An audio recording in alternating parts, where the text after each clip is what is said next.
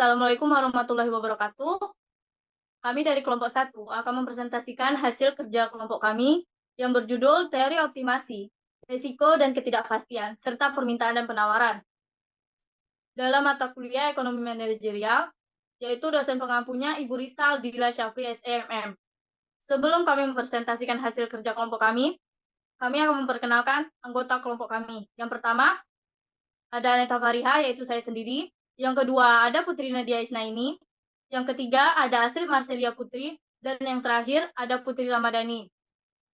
Baiklah, langsung saja masuki materi yang pertama yang akan saya bacakan, yaitu pengertian usaha.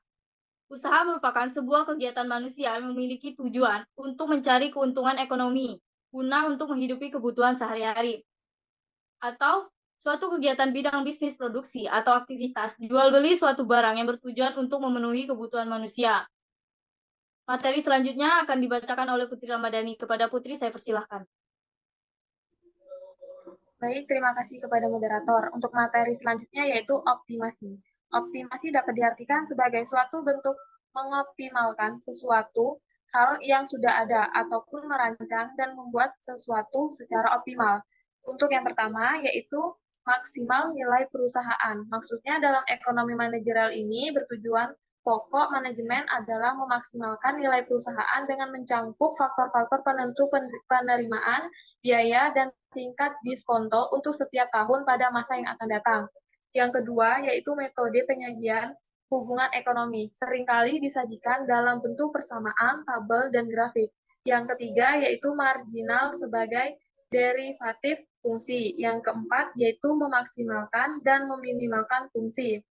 Selanjutnya, untuk selanjutnya yaitu materi resiko. Yang pertama, resiko adalah kegiatan yang merugikan. Yang kedua, macam-macam resiko. Yang pertama, berdasarkan sifatnya. Resiko yang berdasarkan sifatnya ini maksudnya adalah resiko yang memang sengaja diadakan oleh pihak lain untuk mengharapkan keuntungan. Contohnya yaitu resiko kebakaran, pencurian, dan lain-lain. Yang kedua, berdasarkan dapat tidaknya dialihkan. Maksudnya adalah resiko yang dapat dipertanggungjawabkan sebagai objek yang terkena risiko kepada perusahaan asuransi dengan membayar sejumlah premi. Yang ketiga yaitu berdasarkan asal timbulnya. Ini dibagi menjadi dua, yaitu resiko statis dan resiko dinamis. Yang kedua resiko subjektif dan resiko objektif. Untuk yang ketiga yaitu sikap terhadap resiko. Yaitu yang pertama menghindari dari resiko, yang kedua netral terhadap risiko, yang ketiga senang bermain dengan risiko. Untuk yang keempat yaitu manajemen risiko. Maksudnya adalah proses formal di mana faktor-faktor risiko secara sistematis diidentifikasi, diukur, dan dicari. Selanjutnya, yang kelima yaitu menghindari risiko. Maksudnya untuk menangani risiko harus memiliki strategi. Yang keenam yaitu mencegah risiko. Maksudnya adalah mengurangi kemungkinan terjadinya resiko. Yang ketujuh yaitu mengukur resiko, yaitu diukur dengan konsep statistik, yaitu teori probabilitas. Yang kedelapan, nilai harapan dan resiko. Maksudnya ini berkaitan dengan keputusan yang akan dibuat sekarang untuk dilaksanakan di masa yang akan datang. Sekian dari saya, selanjutnya akan dilanjutkan oleh rekan saya.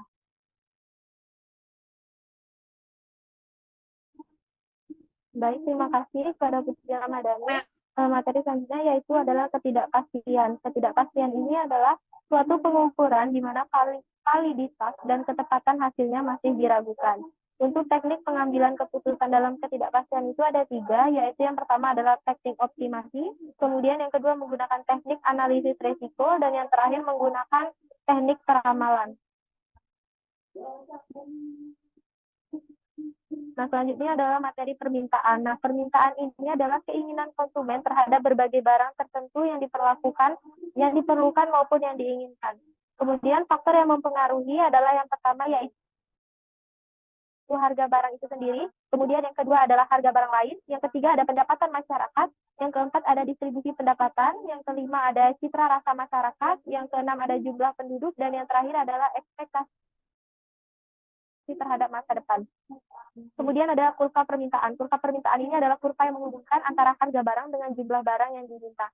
Untuk rumus dari fungsi permintaan dapat dilihat di bawah ini.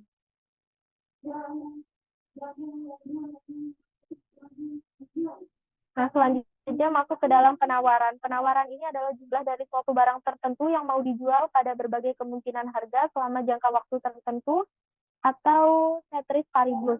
Kemudian faktor yang mempengaruhinya adalah yang pertama ada harga barang itu sendiri, kemudian yang kedua ada harga barang pengganti, yang ketiga ada biaya produksi, yang keempat kemajuan teknologi, yang kelima pajak, keenam retribusi, dan yang terakhir adalah perkiraan harga masa depan.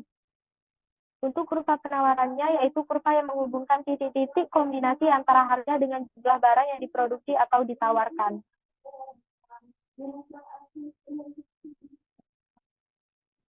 Kemudian untuk pergerakan kurva penawaran ini, pergerakan yang terjadi di sepanjang kurva penawaran yang diakibatkan oleh perubahan jumlah produk yang ditawarkan produsen sebagai akibat dari perubahan harga produk tersebut. Kemudian yang terakhir adalah pergeseran kurva penawaran.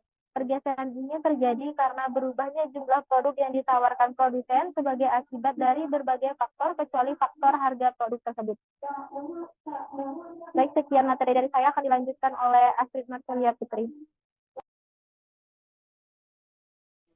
Baiklah, berikut ini merupakan perusahaan yang berkembang.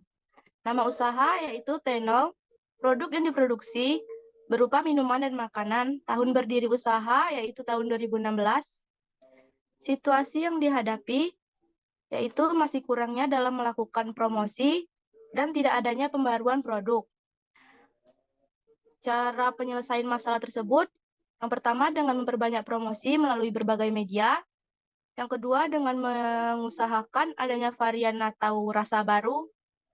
Selanjutnya ada strategi usaha. Yang pertama yaitu segmentasi. Tenol mengkhususkan orang dewasa, namun tidak bisa lagi untuk dipungkiri bahwa anak zaman sekarang dengan budaya kumpul nongkrongnya. Yang kedua, targeting. Tenol menargetkan kepada kalangan menengah ke atas untuk bisnis waralaba karena mayoritas mereka sudah bekerja, namun semua kalangan bisa dijadikan target pasar untuk menikmati Tenol. Yang ketiga, positioning, yaitu Tenol mengadakan edukasi mengenai manfaat teh dengan masyarakat atau konsumen. Yang keempat, produk. Tenol merupakan produk yang menggunakan teh sebagai prioritas dengan berbagai jenis rasa. Tenol memiliki ciri khas dibandingkan Thai tea lainnya karena rasa manis yang disajikan berasal dari krim susu dan bahan baku terbaik lainnya. Yang selanjutnya ada harga. Harga merupakan sejumlah uang yang dibayar untuk memiliki atau mendapatkan produk yang dibutuhkan. Harga juga merupakan petunjuk tentang nilai produk atau jasa bagi seseorang. Dan yang terakhir ada promosi. Media online merupakan salah satu wadah untuk promosi yang sangat efektif saat ini dan juga rutin mengikuti event. Yang selanjutnya, next. Yaitu ada perusahaan yang mengalami kemunduran. Nama usahanya yaitu NH Supermarket, tahun berdiri usaha yaitu tahun 2013.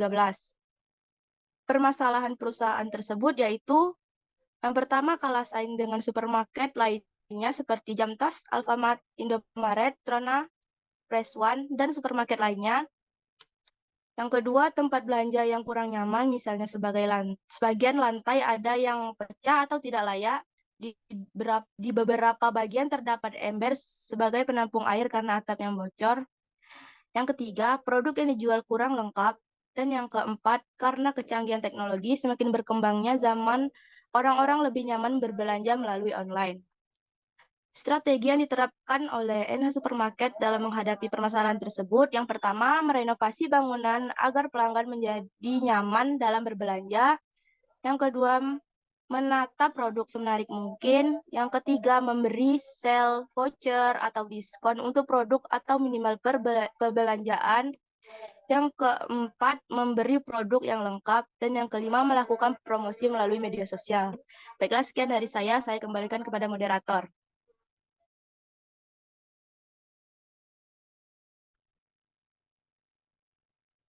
Baiklah, itu tadi adalah pemaparan materi dari kelompok kami.